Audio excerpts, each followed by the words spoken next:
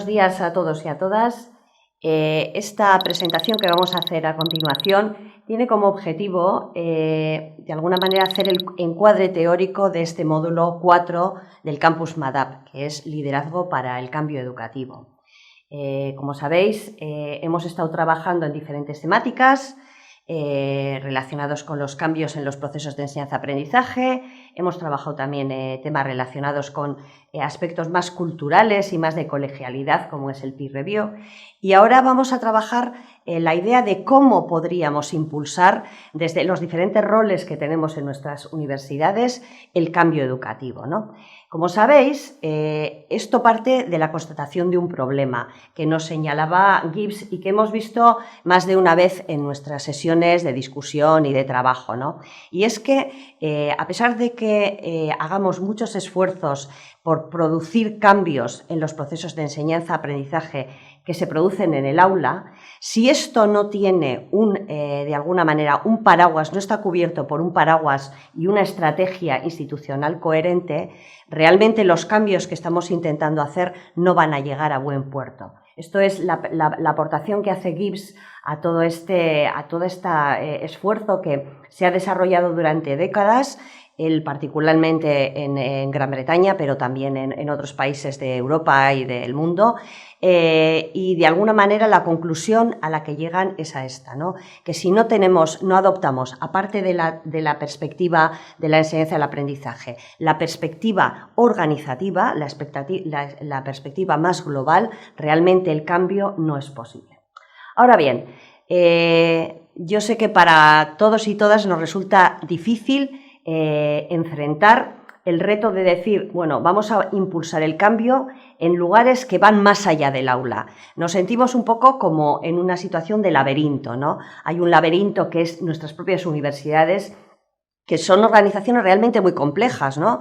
Que tienen muchísimos niveles distintos de decisión, que tienen diferentes normativas, diferentes culturas, en fin, que resulta un poco difícil entrar en la dinámica de pensar, y ya no digo hacer, impulsar un cambio que tenga estas dimensiones organizativas institucionales.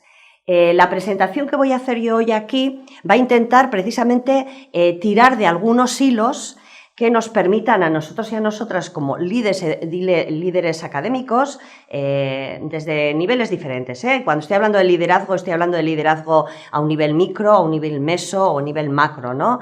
Desde nuestros roles de liderazgo, cómo podemos empezar a comprender y de alguna manera hacer legible el entorno en el que nos encontramos, ¿no? Para ello, como siempre, vamos a acudir a diferentes fuentes, ¿no? Para tratar de entender cómo podemos apoyar el cambio educativo en la universidad más allá del aula, vamos a tener como tres grandes fuentes o tres focos de atención que nos van a permitir extraer algunas enseñanzas o algunas claves que tendríamos que tener en cuenta luego nosotras y nosotros a la hora de poner en marcha un proceso de cambio. El primer aspecto al que vamos a poner atención es precisamente el de las agendas internacionales. Vamos a ver, siempre que pongamos en marcha un proceso de cambio en la universidad, vamos a tener que buscar un soporte que le dé legitimidad a nuestra propuesta. Una propuesta que está solamente centrada en, bueno, una determinada innovación en un aula, con una metodología, con un modo de evaluación, realmente no se conecta con las grandes misiones de la universidad. Hay una distancia muy grande entre lo que estamos haciendo y lo que está intentando hacer la universidad. Entonces, un agarradero al que podemos acudir, un enganche que podemos utilizar para, de alguna manera, buscar el encuadre grande de unas iniciativas de cambio educativo son las políticas y las agendas internacionales. Bien, las agendas internacionales obviamente cambian. No son ideas fijas, sino que son ideas que van cambiando a lo largo del tiempo. Yo he elegido aquí simplemente dos, una tercera también os voy a nombrar, pero evidentemente si esto lo analizarais dentro de 10 años tendréis otras agendas internacionales en las que fijaros a la hora de poner e impulsar cambios en el ámbito universitario. Bien, El primer, obviamente, para nosotros un marco prescriptivo ineludible es todo lo relacionado con el proceso de construcción del Espacio Europeo de Educación Superior. Hay una agenda renovada del 2017 que yo creo que es un poco la última eclosión más conceptual de todo este proceso, del que yo he extraído aquí dos elementos, ¿no? De alguna manera porque nos permiten conectar con esto que estamos hablando nosotros de enfoque académico de la enseñanza y el aprendizaje, y de alguna manera podemos buscar en estos preceptos, en estas prescripciones, argumentos de autoridad y de legitimidad de propuestas que vayamos a hacer nosotros en la universidad, ¿no? La primera que os he señalado ahí es la de un tema que aparece de una manera recurrente ya en la agenda del 2017, y es la necesidad de explorar las vías de comunicación entre la enseñanza o la docencia y la investigación. De alguna manera se constata ya de que la distancia que existe entre estas dos actividades no puede mantenerse, y que hay que buscar elementos de conexión entre la docencia y la investigación. Esto para nosotros es relevante porque, como sabéis muy bien, cuando estamos hablando de enfoques académicos de la enseñanza y el aprendizaje, estamos hablando de una enseñanza que se basa en la investigación. Luego, aquí hay un punto de conexión francamente interesante para cualquier propuesta que vayamos a impulsar dentro de la universidad. Y luego el segundo elemento tiene que ver con la incentivación. La agenda renovada está diciendo a las universidades, está diciendo a los Estados miembros que sus universidades tienen que incentivar las buenas actividades docentes y de investigación. Luego hay una prescripción en el sentido de estimular, apoyar, incentivar, en fin, estos elementos que trataremos de impulsar nosotros desde los proyectos de cambio educativo que vayamos a desarrollar en el reto SOTEL de este Campus MADAP, ¿no? Un segundo elemento, un segundo marco que nos permite desde las agendas internacionales impulsar los cambios educativos en la universidad es lo que llamamos el ESG del 2015, ¿no? Que son los criterios y directrices de aseguramiento de la calidad en el Espacio Europeo de Educación Superior. A diferencia de lo anterior, que el anterior es una agenda renovada, es una declaración de intenciones, este segundo documento es un documento operativo. Es decir, nos marca criterios y directrices, como bien dice, ¿no? Son cosas muy concretas, son cosas operativas que precisamente alumbran a ENQA, que es la Agencia Europea de la Calidad, y alumbra también a todas las agencias europeas que operan en diferentes estados o territorios para asegurar la calidad.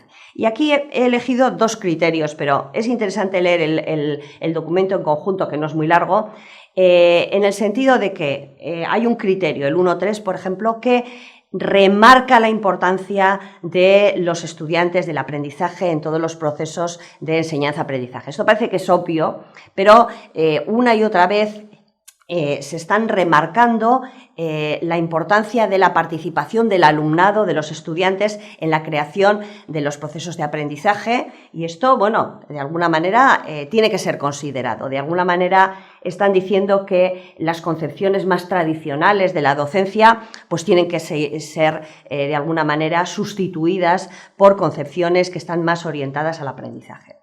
Y el segundo criterio, el 1.5, tiene que ver con los procesos de contratación, y de desarrollo profesional del profesorado, ¿no?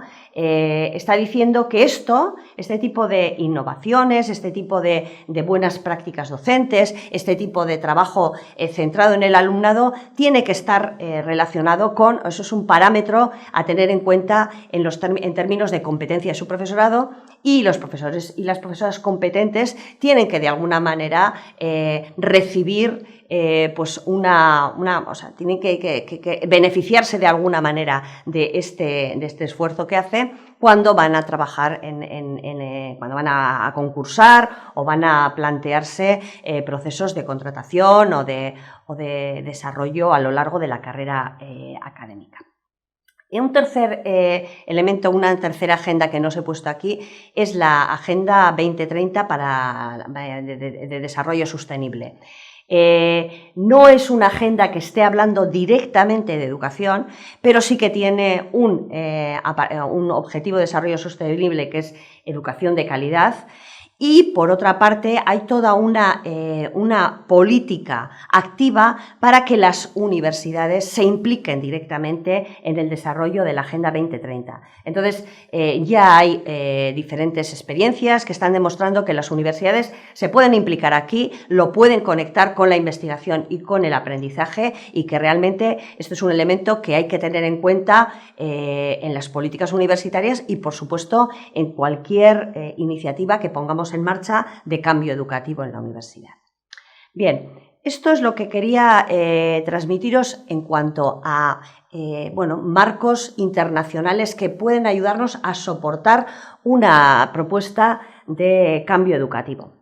Pero hay otra fuente para nosotros realmente importante a la hora de construir una argumentación y un andamio sólido sobre el que presentar una propuesta, que es precisamente lo que dice la investigación educativa, ¿no? Hemos dicho por activa y por pasiva que toda nuestra actividad dentro del enfoque académico de la enseñanza y el aprendizaje tiene como requisito que utiliza el conocimiento producido por la investigación para poder avanzar y construir, ¿no? Vamos a utilizar dos fuentes de la investigación. Por una parte, dos grandes fuentes o dos grandes ámbitos de investigación, por decirlo de alguna manera, ¿no? En primer lugar, el que viene directamente de la educación superior y en segundo lugar, el que viene de la investigación de las organizaciones, porque daros cuenta que estamos profundizando en los aspectos organizativos, institucionales, estructurales que tienen que acompañar el cambio educativo. Bien, respecto a un primer aprendizaje, una primera enseñanza que podemos traer desde la investigación en la educación superior. Es el paso de la idea de desarrollo instruccional a la de desarrollo educacional, o la idea de universidades que ponen el foco en la docencia o en la enseñanza y las que ponen el foco en el aprendizaje. Gibbs, al hilo del problema que nos había planteado al principio de esta exposición, dice que la práctica y la investigación en las últimas 3 décadas nos ha ido demostrando que las universidades están tomando un nuevo ritmo, un nuevo rumbo, en el sentido de alinearse más con lo que él llama el foco en el aprendizaje. Y lo que antes eran actividades dirigidas al profesorado, que entendían que la buena docencia se producía entrenando o haciendo instrucción con el profesorado individual para que hiciera algo en su aula, hiciera cambios en su aula, ha ido moviéndose hacia otro tipo de concepción de lo que tiene que ser el cambio educativo. Y en este sentido aparecen elementos que son yo creo que son muy inspiradores a la hora de plantear cualquier proceso de cambio en la universidad, ¿no? Desde, por ejemplo, el paso del profesor individual al paso a conceptos como equipos docentes, decanatos, departamentos, la institución como un todo, la idea de simplicidad. Es decir, pues no sé, es aplicar una técnica. Una buena enseñanza es aplicar una técnica, la otra técnica, y entenderlo no así, sino como algo complejo en el que participan diferentes elementos que están interconectados, etcétera. el tema de trabajar desde la intuición o trabajar desde las evidencias. En fin, existen todos una serie de elementos que podéis analizar en este cuadro, pero que luego además tenéis en la bibliografía que hemos seleccionado para el módulo, en el que podéis ir dándoos cuenta de alguna manera cuál es el rumbo que están tomando las universidades que están actuando más en clave de aprendizaje y realmente la nuestra propia dónde puede estar, en qué parámetros se está moviendo y en caso de que tenga que hacer una estrategia de cambio, qué parámetros debe tener en cuenta en el sentido de direccionar el cambio en algún sentido, ¿no? Al igual que este foco, este análisis que hace Gibbs, ha habido otros autores que también están observando que este cambio de foco de las universidades de la enseñanza al aprendizaje también está cambiando la manera de actuar de los servicios de formación o unidades de formación. A ver, las unidades de formación tienen muy diferentes nombres según los países a los que vayamos y casi las universidades a las que vayamos, ¿no? Hay algunas universidades en el Estado español que estaríamos hablando, las unidades de formación serían los ICES, pero luego hay otros que no tienen ICES y que realmente trabajan con unas unidades que se dedican a esto, ¿no? De alguna manera a impulsar el cambio en la enseñanza y el aprendizaje.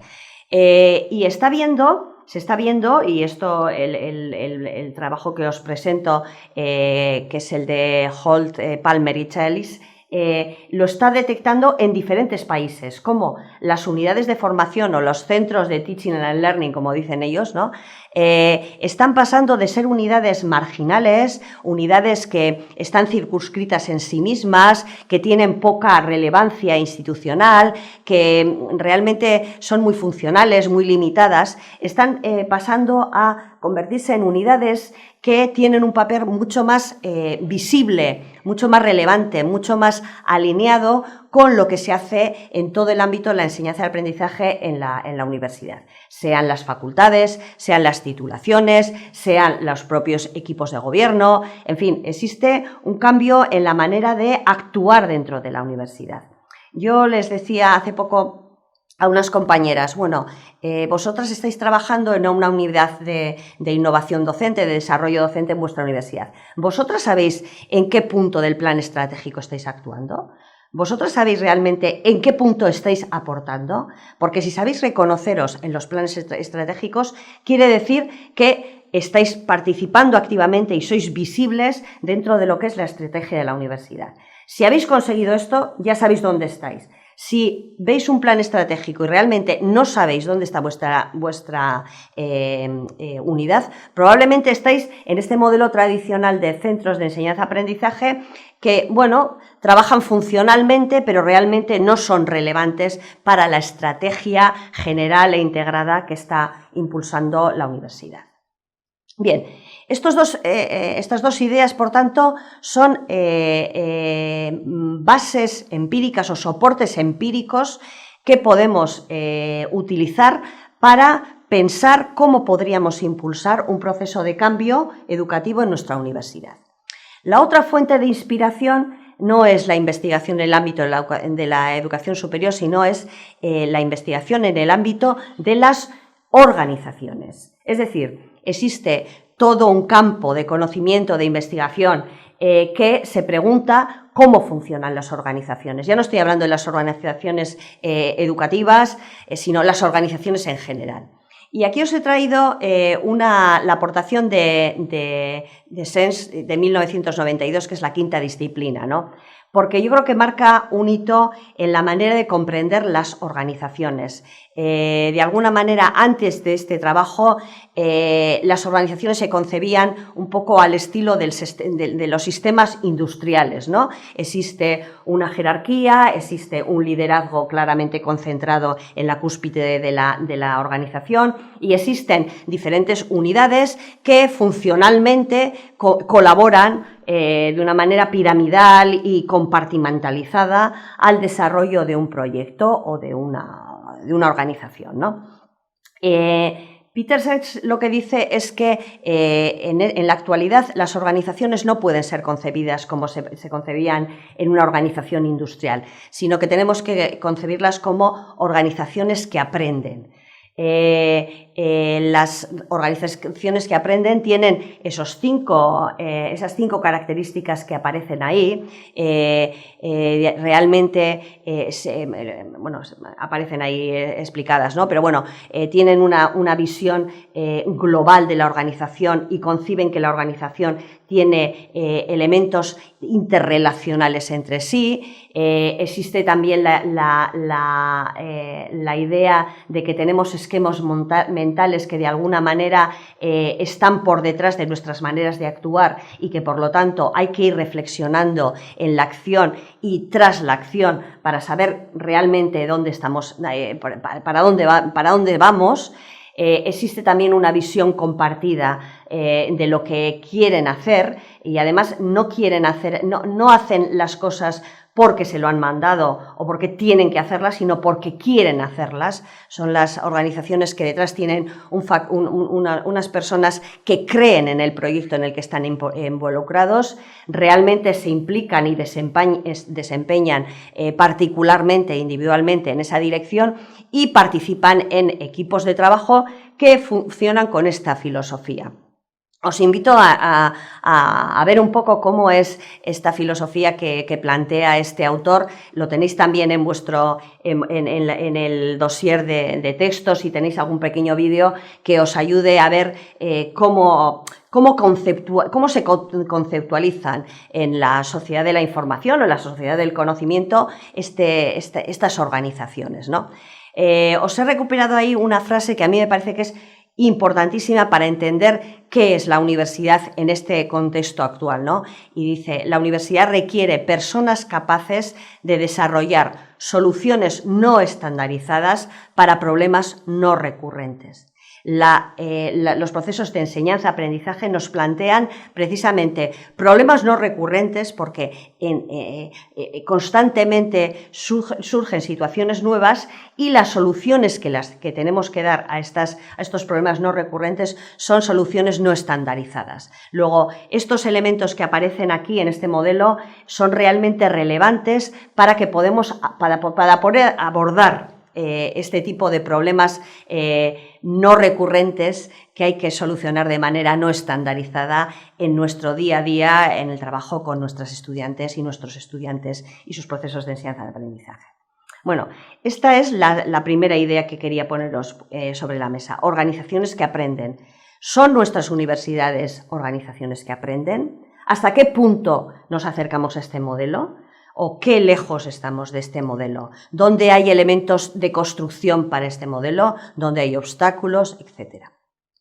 La segunda aportación que viene un poco del ámbito de las organizaciones, pero ya en este caso de las organizaciones vistas un poco desde la educación, pero con más ámbitos, es una investigación que desarrollaron Andy Hargreaves y Alma Harris en 2011. Bueno, empezaron a hacerla en 2007 y acabaron publicándola en 2011, que es una macro investigación sobre organizaciones de desempeño excepcional. Es decir, organizaciones que van más allá de lo esperado. ¿Cuáles son esas organizaciones?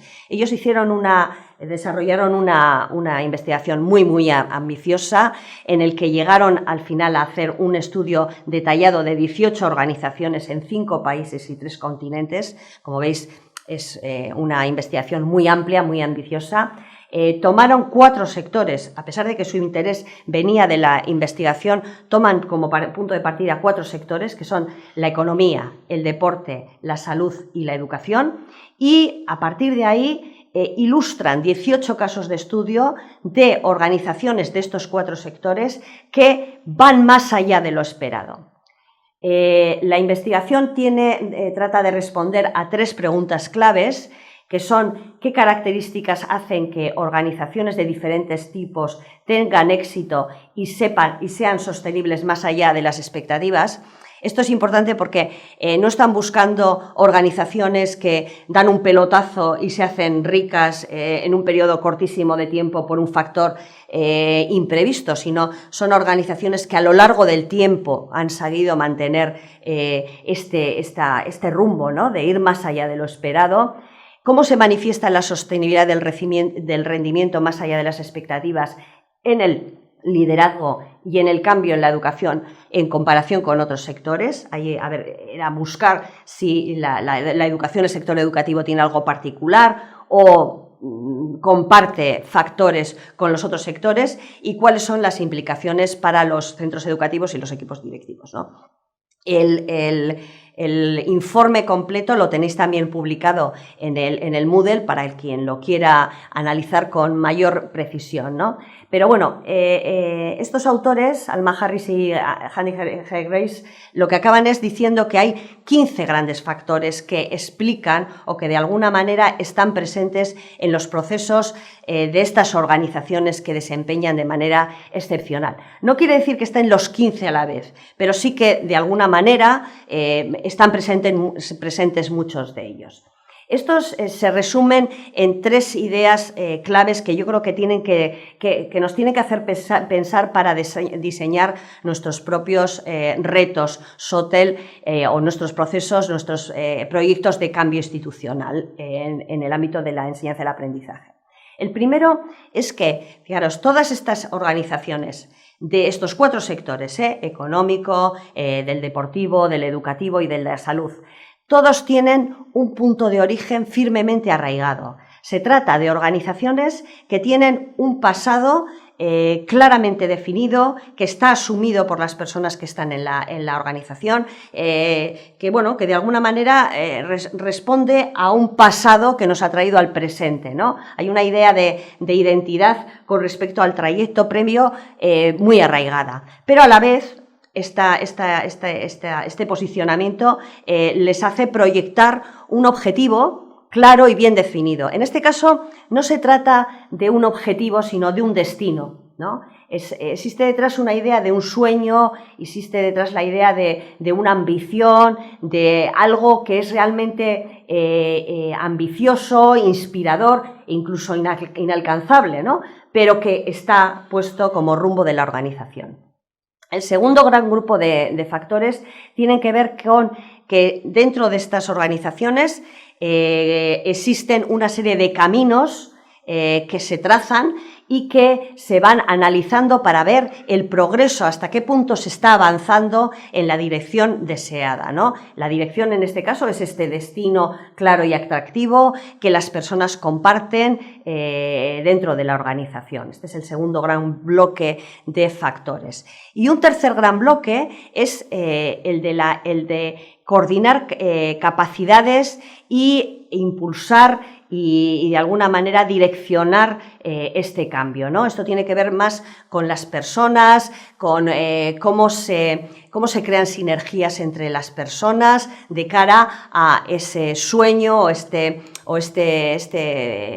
destino claro y atractivo del que hablan los autores y los caminos que se van estableciendo para ir avanzando.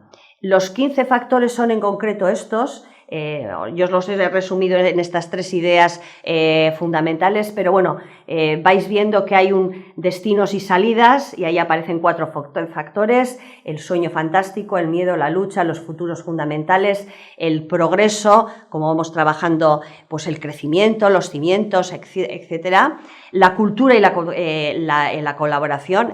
Existen elementos culturales que son fundamentales, factor humano, digamos, de esto. Y luego, por otra parte, el impulso y la dirección, que hablan el liderazgo de fusión, que es un liderazgo distribuido en realidad, ¿no? Tenéis también, para poder visionarlo, una pequeña intervención de Alma Harris en la que cuenta precisamente qué es esto del liderazgo de fusión o el liderazgo distribuido, que no se trata de delegar en todas las responsabilidades, sino de otra cosa diferente, y os invito desde luego a que hagáis un pequeño visionado del vídeo para que toméis un poco conciencia de qué tipo de organización y qué tipo de factores aparecen en este estudio, que os digo que yo creo que es bastante inspirador para lo que estamos trabajando nosotros aquí.